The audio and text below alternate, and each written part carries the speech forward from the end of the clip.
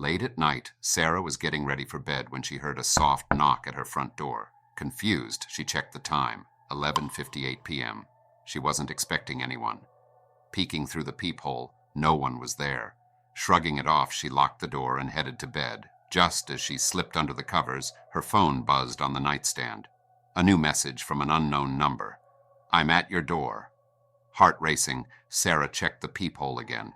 This time all she saw was an eye staring back at her. Terrified, she stumbled back as knocking echoed through the room. The knocking grew louder, frantic, until it became a rapid pounding. Her phone buzzed one last time. You shouldn't have looked. Suddenly, the pounding stopped. Silence. Shaking, Sarah dared to peek through the peephole one last time. The eye was gone.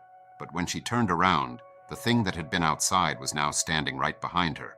A cold voice whispered, "I'm in." Sarah screamed, but the lights flickered out. When they returned, she was gone. All that remained was her shattered phone and the front door wide open.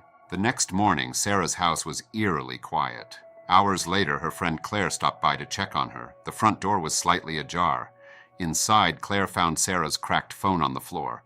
Suddenly, her own phone buzzed with a message. "Look closer." With trembling hands, Claire looked through the peephole, only to see the same eye staring back at her. The door slammed shut behind her.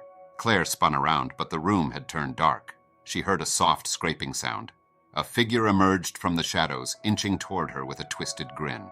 Claire screamed as the figure whispered, "You're in now!"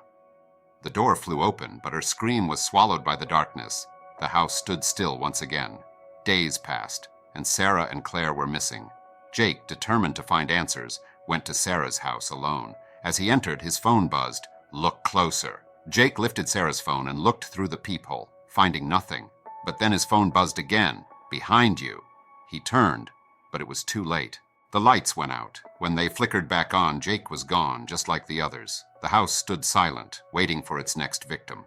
One night, a curious passerby noticed the door ajar and felt an odd, cold breeze. His phone buzzed with a message. "Look closer." Suddenly, the door slammed shut behind him. A twisted laugh echoed as shadows swallowed him whole. The house had claimed another soul. From that night on, whispers could be heard through the walls. The house never stayed empty for long. It was always waiting. A young girl walked by with her phone in hand. The wind shifted and her phone buzzed. "Look closer." But she turned and walked away, leaving the house behind for now. For now, the house remained silent, its thirst for another soul temporarily unsatisfied. But it lingered, waiting for the next curious soul.